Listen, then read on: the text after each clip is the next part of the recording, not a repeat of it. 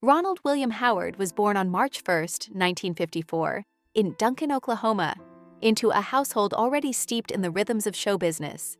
His father, Rance Howard, and mother, Jean Spiegel, both actors, introduced him to cameras and scripts before he could speak fluently. By the age of 18 months, Ron appeared in Frontier Woman, a debut that unknowingly charted a lifelong trajectory. Life in Oklahoma offered ordinary childhood glimpses, yet even then, his path was different. The blend of creativity, discipline, and financial uncertainty created both opportunity and pressure, shaping a boy who would grow into a public figure while quietly carrying the weight of private challenges. Childhood in Hollywood's shadow. When the Howard family moved to California in the late 1950s, Ron's world shifted dramatically. Childhood was no longer defined by simple play, but by scripts, rehearsals, and the rigid expectations of an industry that demanded early professionalism. While other children played outdoors, Ron studied in a tiny room near Stage 40 at Dillou Studios. His father coached him to act with authenticity, never cuteness, instilling a sense of discipline that would define his career. Though safe, this golden cage fostered isolation. Moments of carefree youth were often replaced by the quiet pressure of performing for a nation, leaving the boy inside feeling unseen and partially sacrificed to a world that adored him. The Andy Griffith Show and Opie Taylor. October 3, 1960, marked a turning point. The Andy Griffith Show premiered, and 6-year-old Ron became Opie Taylor, an emblem of innocence for millions. Behind the camera, however, he navigated an emotional terrain far from the show's warmth. The duality of being loved by the public while living with hidden anxiety shaped his early psyche. Off-screen, he studied and rehearsed while peers played, internalizing the pressure to be perfect. His father's guidance helped him act honestly, but the emotional cost lingered. By adolescence, Ron understood the world loved Opie more than it knew him, a realization that would quietly follow him into teenage years, defining both his resilience and his recurring self-doubt. Schooling amidst stardom. As Opie's fame grew, Ron's schooling became a juggling act. His education split between Burbank classrooms and rush tutoring near film sets, leaving little room for ordinary childhood experiences. Even small roles carried hidden challenges. In The Music Man, 1962, 8-year-old Ron struggled with a dance routine, whispering doubts to Shirley Jones. Yet clever camera angles masked his nervousness. Audiences saw only perfection, unaware of the anxiety beneath. This pattern of concealing struggle became ingrained, teaching him early that public approval required personal compromise. The structure cultivated focus, but also seeded a quiet loneliness, a sense that real growth and emotional connection existed beyond the reach of Hollywood's carefully framed lens. Rising fame with Happy Days. By 1974, Ron embraced a new cultural phenomenon. Happy Days, portraying Richie Cunningham. Millions adored him, yet beneath the charm, he felt confined by the character. Despite laughter and applause, the role offered no personal liberation. The world celebrated Richie, not Ron, deepening his awareness of the divide between public image and private self.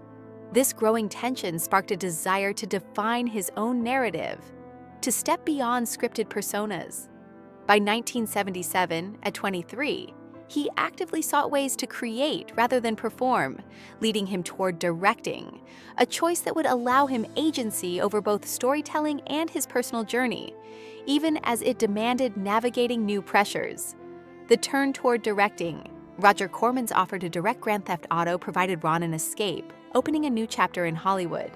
Transitioning from child star to filmmaker, he discovered a sense of control and creative ownership previously unavailable. Success followed with films like Night Shift, Splash, Cocoon, Willow, and Parenthood, each project expanding both his reputation and his capacity for storytelling. Yet directing introduced its own burdens: long hours, relentless pressure, and emotional stakes that tested his endurance. By the time Apollo 13, 1995, demanded 612 zero-gravity sequences over 90 consecutive 18-hour days, he reached a point of physical and mental collapse, a stark reminder that achievement in Hollywood often exacts hidden costs. Family struggles and parenthood. Among the heaviest challenges were those beyond the set. In 1991, filming Far and Away in Ireland separated Ron from his newborn twins, Jocelyn and Bryce, forcing Cheryl to navigate early parenthood alone. Upon return, he found his children barely recognized him. A moment he later admitted broke something inside. Absences recurred during other projects, including Cinderella Man in 2005, reinforcing an internalized belief from childhood that he always had to prove worth and comply with every demand. Awards and critical acclaim could not repair lost time. The recognition of personal sacrifice brought profound regret, highlighting a tension between career success and the irreplaceable moments of family life, confronting childhood lessons. The roots of Ron's struggle trace back to his early years. From infancy, he learned that saying yes equaled approval, that performance equaled value. This ingrained lesson fueled decades of commitment to his craft while fostering guilt over missed personal experiences. As his children grew, he grappled with the emotional cost of prioritizing work over intimacy, realizing that public adoration could never substitute for private presence. By 2025, on his 50th wedding anniversary, he expressed a wish to trade accolades for moments with his family, a poignant acknowledgement that life's most treasured achievements are often invisible, measured not by fame, but by love and shared memories. Relationship with his brother. Clint, another deeply personal chapter, involves Ron's younger brother, Clint, the only family member sharing the unusual pressures of growing up in Hollywood. Clint's struggles with addiction in the 1990s brought Ron face-to-face with challenges no career success could mitigate. Though Clint survived after intervention, he now battles a serious, life-altering illness, a situation that leaves Ron emotionally exposed. For a man used to problem-solving and creating order, this reality is beyond control. The experience has instilled a humility and vulnerability rarely associated with Hollywood figures, revealing the stark limits of even immense talent and privilege when faced with the fragility of human life. Reflections on legacy, turning 71.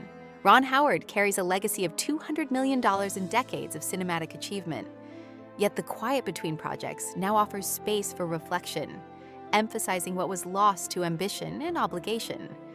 He recognizes that while he dedicated a lifetime to telling the world's stories, he often neglected his own.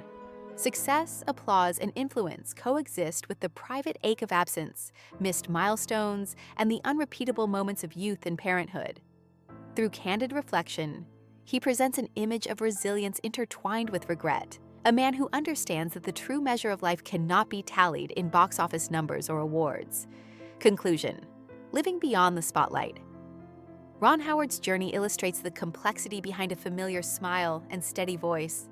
From early fame as Opie Taylor to the pressures of directing epic films, his life blends triumph and sacrifice. Personal struggles, absent moments with children, and the ongoing challenges of family reveal the invisible costs of a career in the spotlight. Yet his openness in later years brings clarity and connection, a reminder that even legends face profound vulnerability. Ultimately, Howard's story is one of perseverance, reflection, and the ongoing pursuit to balance legacy with life, proving that behind every success lies a deeply human story waiting to be told.